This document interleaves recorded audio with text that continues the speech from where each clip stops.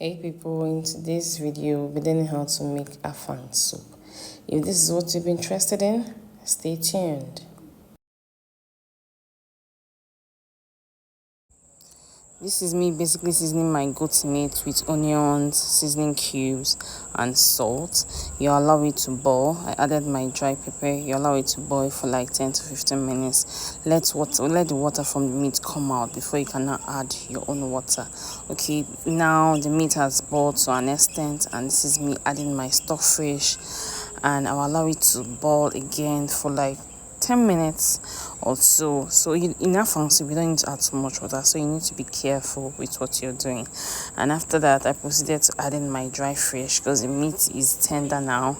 After adding my stock fish, I'll still allow it, my dry fish, I'll allow it to still boil for some time. Then this part will make or me your food. Okay, so this is me basically adding my red oil. AFANG soup, you need to be generous with any ingredients you're using, whether crayfish or red oil and pepper, so it will be very spicy. So this is now, at this point the oil has boiled and mixed together. So this is the style of the dish, okpei. There's no AFANG soup without okpei. So you ought to add your okpei, add my seasoning cubes, and I will generously add my crayfish. So you need to be generous with that crayfish. Pour it, doesn't pour it. So this is my fresh pepper, ose and soka. If you know this pepper, you know that the flavor it gives is on another level. So this is basically me stirring, mixing everything together for it to combine and give us that rich AFANG soup taste. After that, you allow it to boil for a few minutes, then add your water leaf. Add your water leaf and stir. Add and stir.